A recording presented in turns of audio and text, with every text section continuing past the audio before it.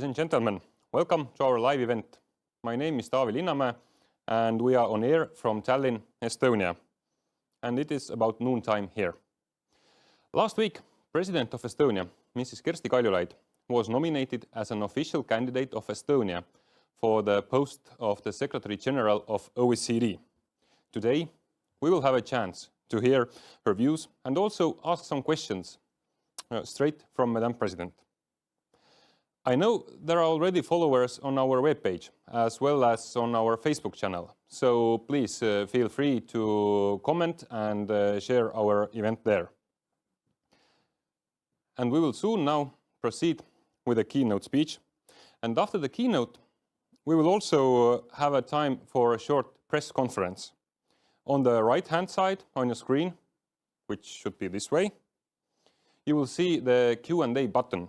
So from there, you can send the questions to Madam President, and I can guarantee you some of them will be also answered here during this event live. But now, I have honor to ask on stage the President of Estonia, Madam Kersti Kaljulaid. The floor is yours.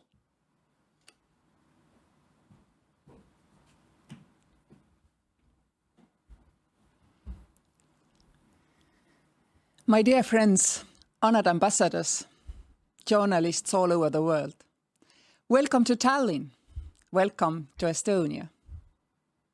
I am the President of the Republic of Estonia. Last week, I became an official candidate of the Republic of Estonia for the post of the next Secretary General of OECD. I'm standing here to tell you my story, to tell the story of my country, and introduce the experiences I want to bring to OECD. 20 years ago, a young lady, a bookkeeper, having finished her studies in Norway, moved back to her country of origin, Estonia. She came from a small isolated island of Kihnu, where she now resettled.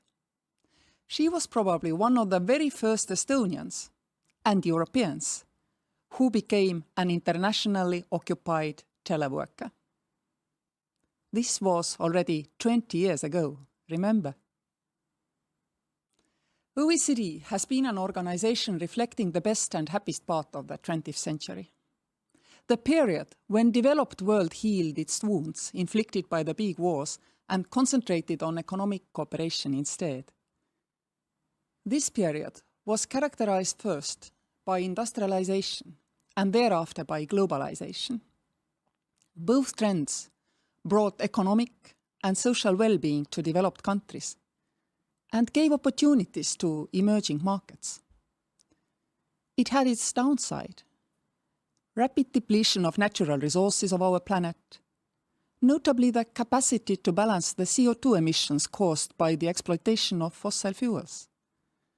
The otherwise positive rise in the purchasing power of developing and emerging nations has also meant quick growth in the crude oil demand, set to peak at 2023. In 2020, we are living the period of great transition. Transition from industrial to digital economy and from fossil to clean energy. The two are, of course, closely related. 15% of the energy consumption globally is internet use. At the same time, digital tools help to manage green energy production and use in flexible way, helping us to resolve the CO2 emissions problem. They also offer new opportunities to growth from services in a geographically neutral way. In 2020, we are sadly also facing the global pandemic, which is enhancing some megatrends like the digital development. This is happening notably in developed countries, which were able to consolidate the existing digital solutions into rapidly emerging digital societies. What does this mean for the member states of the OECD? How to manage both transitions to the benefit of our societies and the global community? OECD has been the pillar of international economic cooperation, helping the community of developed and democratic nations to share best practices. Practices of steering the societies towards reasonable tax and fiscal policies. OECD has facilitated cooperation and to a certain extent also competition between its members, allowing for the development of varied socio-economic models. The people of democratic nations directed their governments to various balances between economic freedoms and social guarantees. At macro level, they slowly but surely pushed the states to change from someone who exercises power to someone who is the ultimate insurer for difficult times and situations. At micro level, the people gathered into enterprises for narrower specialization. The enterprises tended to become international and chose various ways of diversification or vice versa, specialization. Business became global, and access for global markets meant working for the big internationals.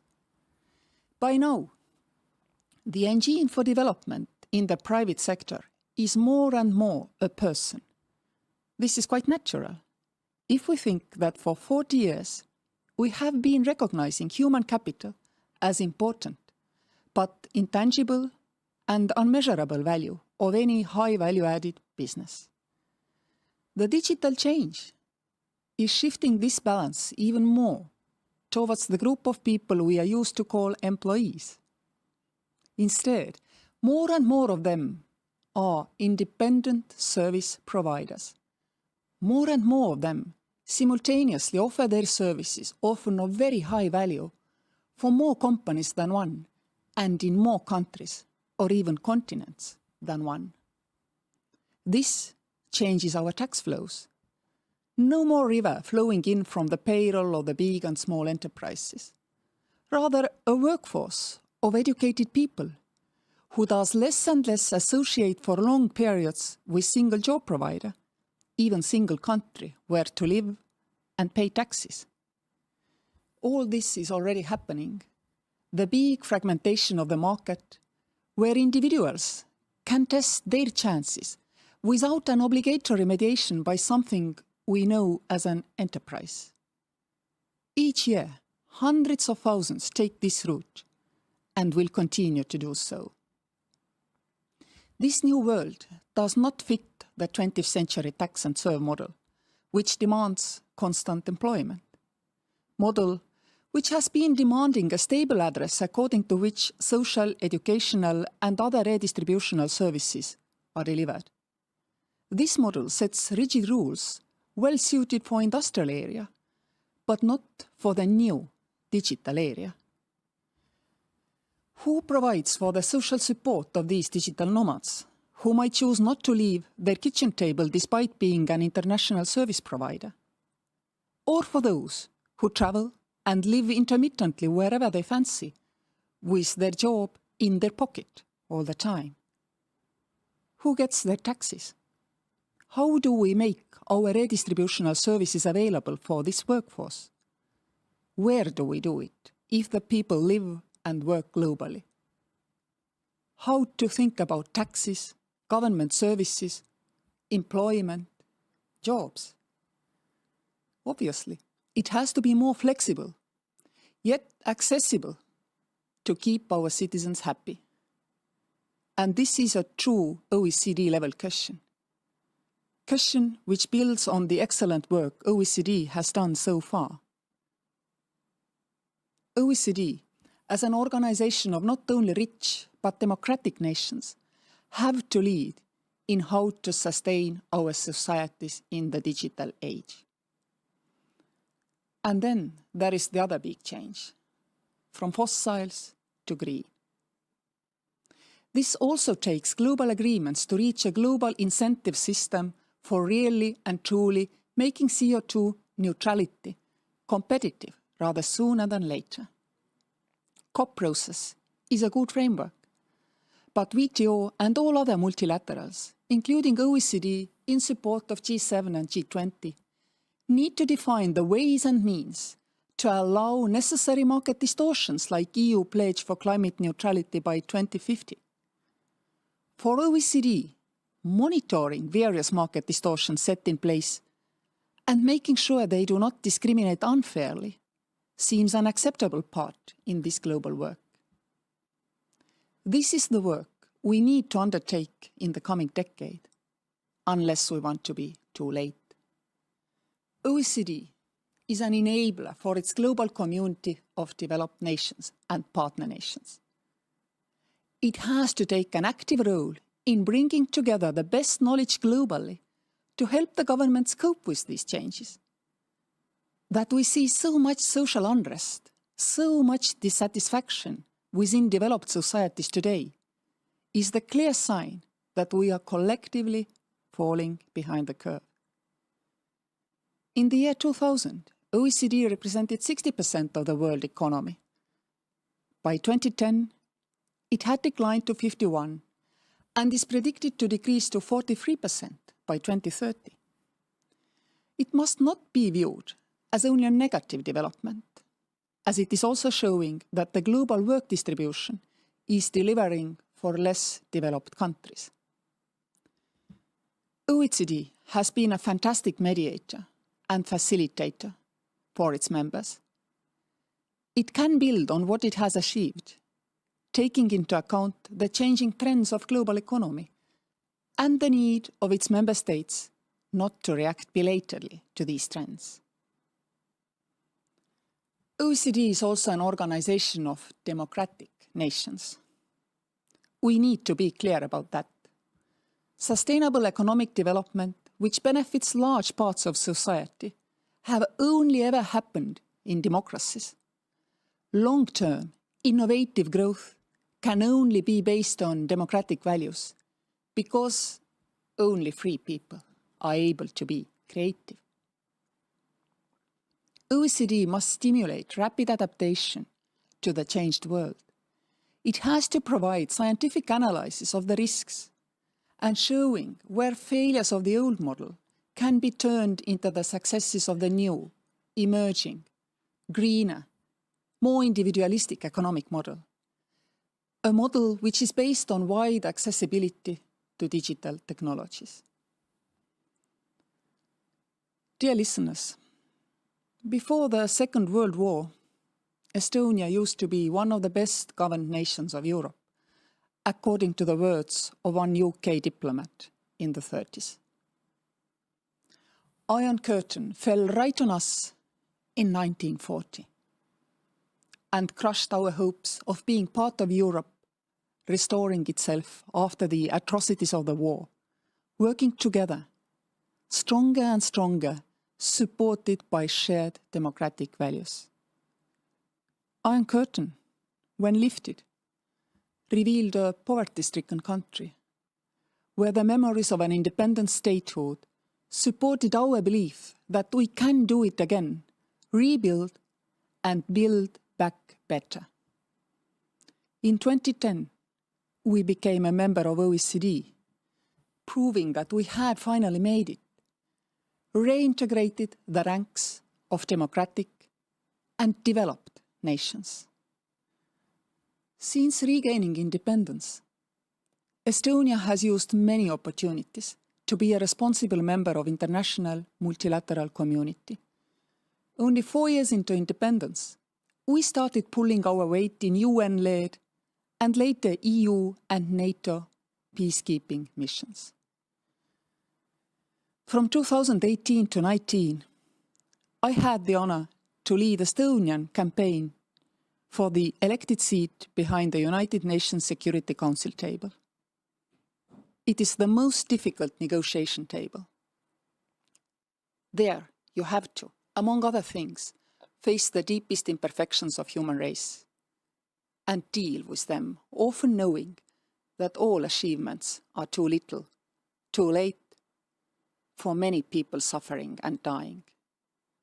Since January this year, we are elected members of the Security Council, armed with international law, our habit of sticking to its principles, and also our digital prowess, which of course we thought not to be so relevant to the practical functioning of the UN, as it is today shaping up to be.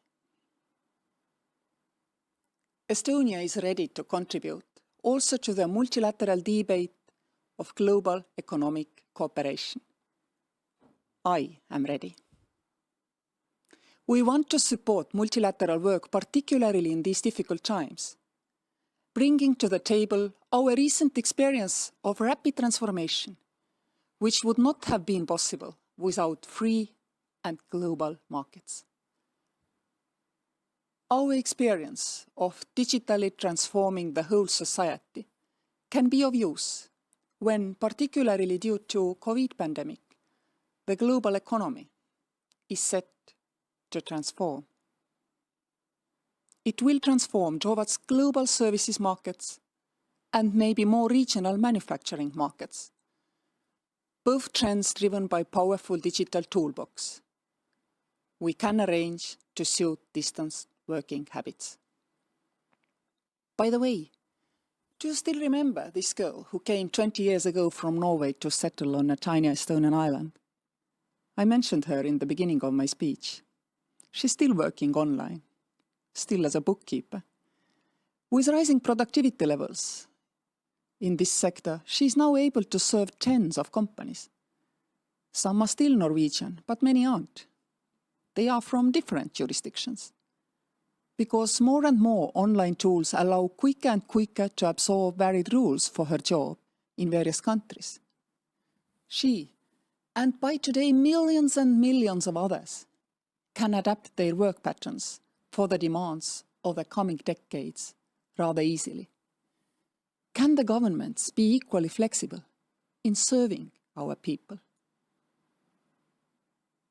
Ladies and gentlemen, if I were to serve as the Secretary General of the OECD, I would invite the member states to consider the potential of digital transformation in achieving our obvious common goals, sustaining democracy, developing economy, and also saving our planet.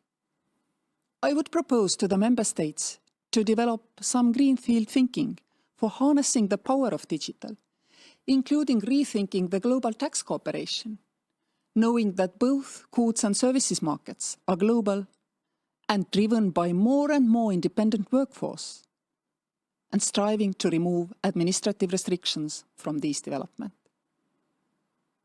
I would propose to the member states to analyze how the tax model of industrial area needs to gradually grow into digital area tax system, taking into account the need of serving globally our globally working citizens, and also taking into account the good work which OECD has been doing on new emerging digital economies so far. I would invite member states to strive for safety in the digital economic ecosystem by promoting the state-provided digital ID models and their interoperability. I would consider all above-mentioned opportunities as tools to develop the free market and global trade in goods and services. And I would recognize the potential of more automated and digitized world for silver economy to support better our aging societies. With 30 years, my home country, Estonia, has gone through comprehensive, rapid, and successful reforms. We have built the first truly digital society and developed one of the best education systems in the world, according to OECD. These are the experiences I want to bring to the OECD in order to be prepared for the challenges we will face in the next decades. Being a firm believer in multilateralism, with my background in private sector and also in higher education, experiences in diplomacy and European level cooperation, I feel qualified to serve member states while they undertake these difficult but necessary and transformative discussions. Dear friends, history knows many cases when those who were ahead failed to adapt to rapid changes in technology or society. They lost their global role for the other regions to take their place. OECD has been set up to perpetuate economic and societal success of its members. It has to take 21st century, the big transitions of our time, seriously. And it can offer the ground for global reckoning. I know OECD can do it. Because that is why it was set up. Better policies for better lives. Thank you for your attention.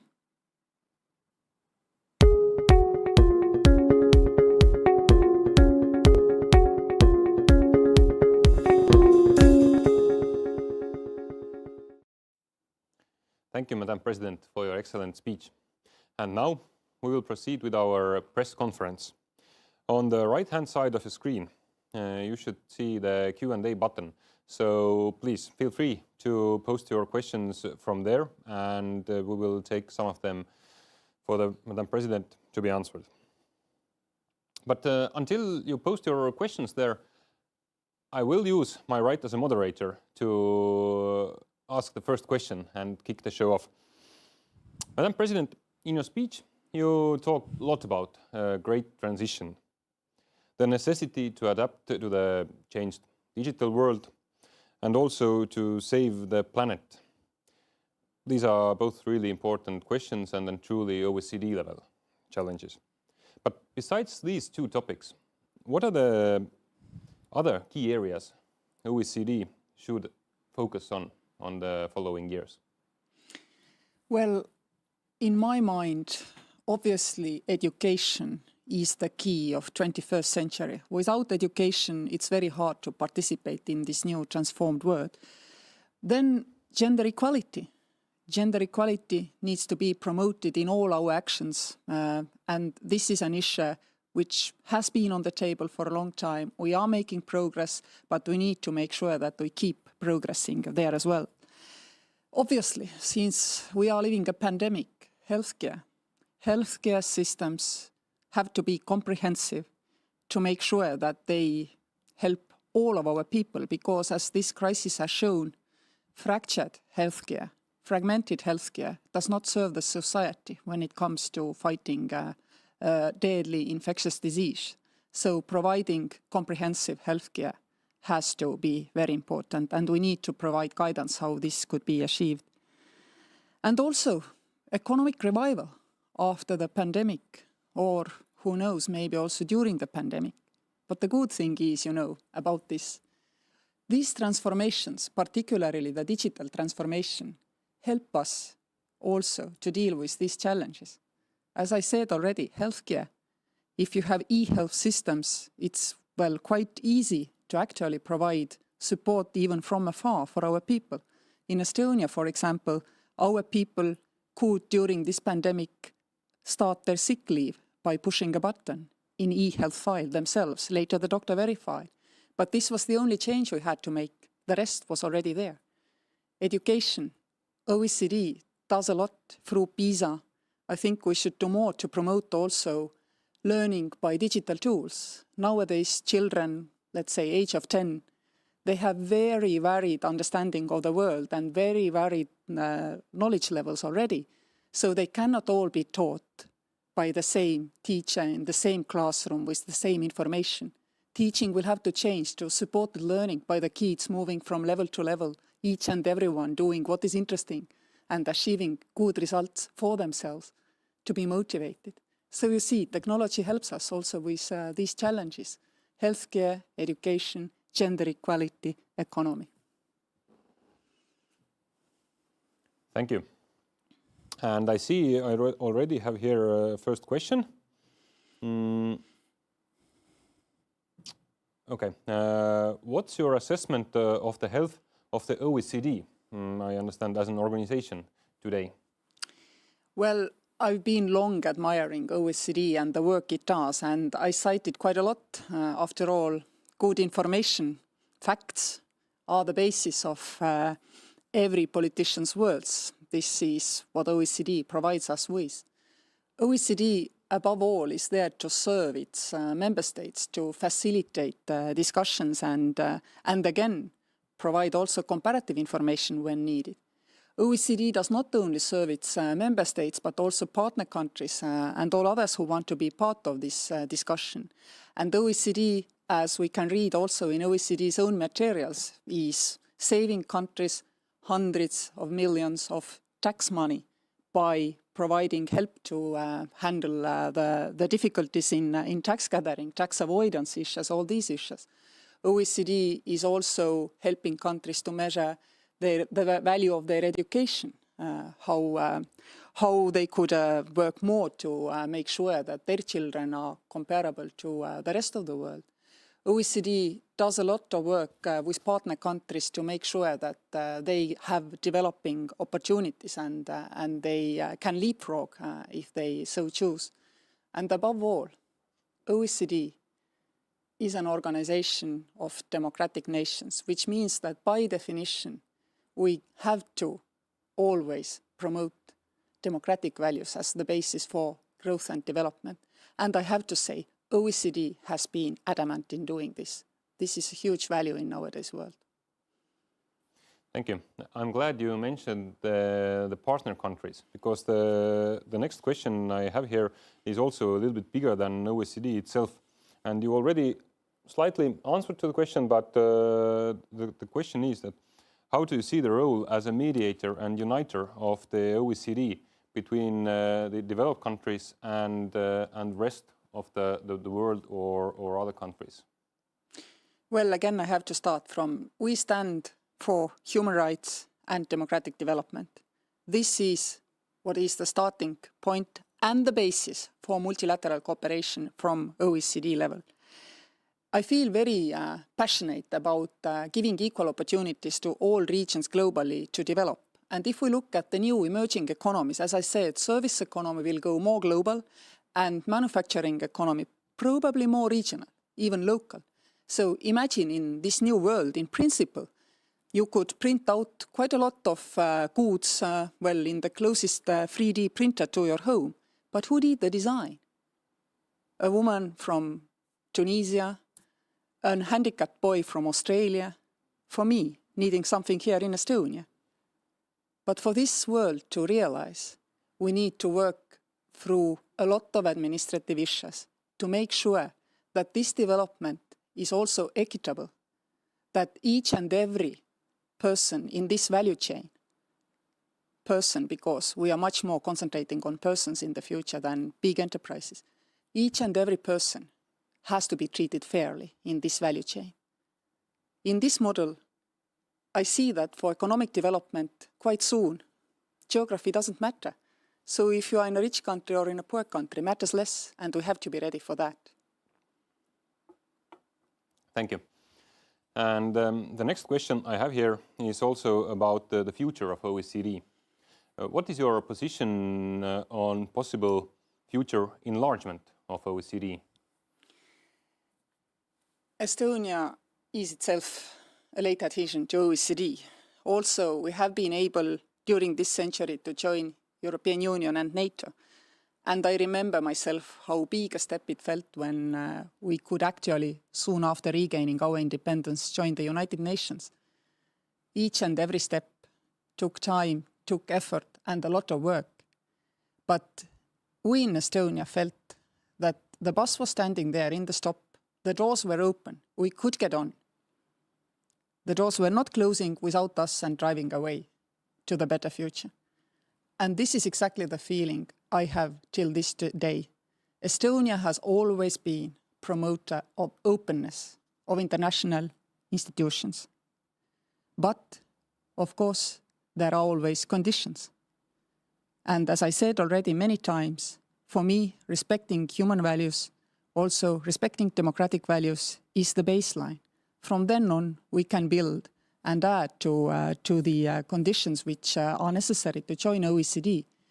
But I'm always adamant, OECD needs to be ready to accept new member countries if they fit the criteria. Thank you. And we have a next question here.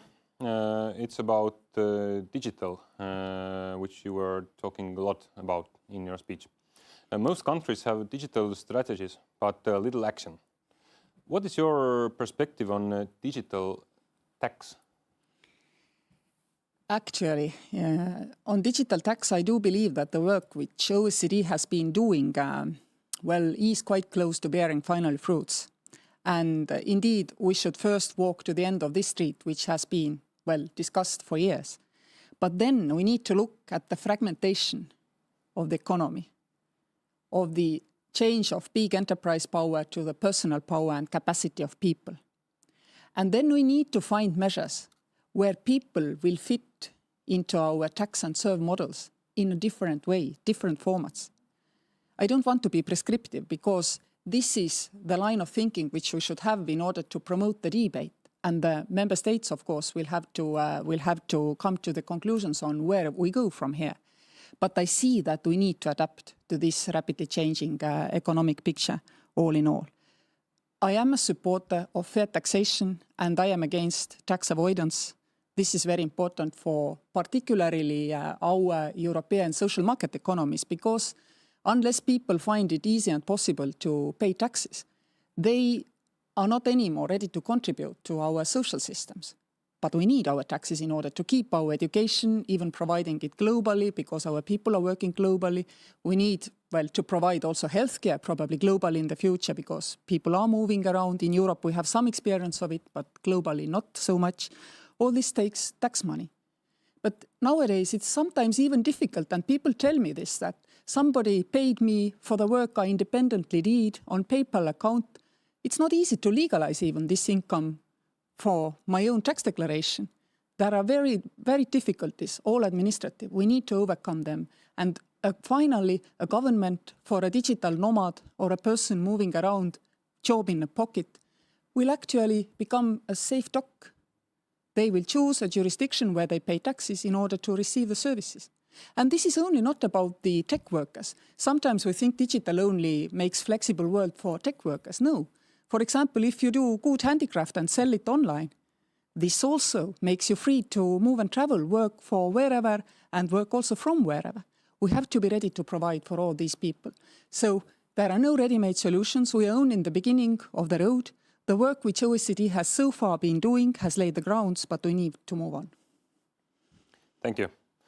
And I think we are running out of time already. The time we planned for our press conference is getting to an end, but we have a time for the final question. And I see it's quite a general question. Is there anything you would do differently in leading one of the leading multilateral organizations? I guess it's a hint to OECD. Obviously, but only because, the world is constantly moving on. If I say I would do things differently, for example, I think OECD should become an organization which delivers globally within milliseconds, which means it should have wonderful digital platforms to share all information. Maybe the working groups don't have to gather so often in the same town, same room, but all this we have learned through the pandemic, I believe, like a crash course everywhere. Here in Estonia, we have been for 20 years signing our official documents from afar. I've signed from Antarctica documents for Estonian state to function as a president of a country. I know how this new world works. And therefore, definitely, I will use this knowledge in order to also transform OECD. But again, this is not criticism for the organization insofar. It's simply the world is moving on and we need to adapt quickly.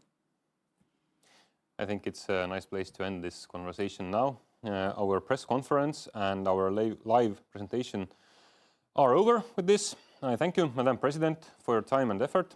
And I thank you all the viewers who were following us on our webpage or our Facebook channels. The recordings will be available shortly, if not today, then tomorrow, so you can review them later. And thank you for your attention. In 2020, we are living through a great transition. A transition from an industrial to a digital economy, and from fossil fuels to clean energy. I am the President of Estonia. Estonia is the world's first and so far only digitally transformed nation. That means that all government service in Estonia, for 15 years already, runs online. It is used by our citizens with high inclusivity, public trust and success. The digital transformation has already changed all of our societies. All of them, even those who are far less technologically integrated. The economic power is shifting from enterprise to a person, from industrial model to digital one.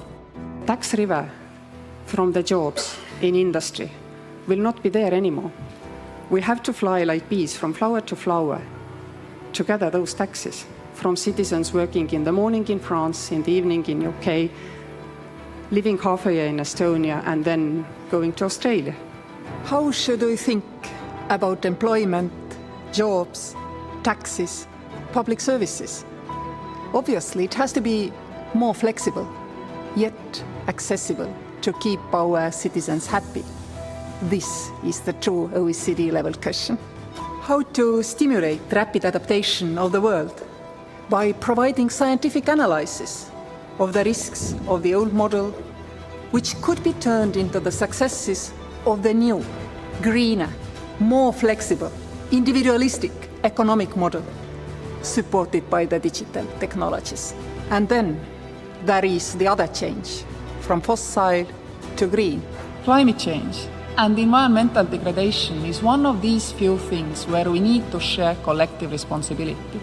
In this battle, we are all on the same side, and it is the only way we can win. History knows many cases when those who were ahead failed to adapt to rapid changes in society or technology. OECD needs to perpetuate the societal and economic success of its members. It has to take the 21st century challenges and transformation seriously. OECD was created to provide the ground for reckoning, better policies for better lives. I grew up behind the Iron Curtain. Me, my mother, and my little brother. I watched my country rebuild itself after the occupation. I know what it's like to face and surmount society-altering challenges. I am ready to do everything it takes to promote human rights, democracy, free market economy, and social inclusion.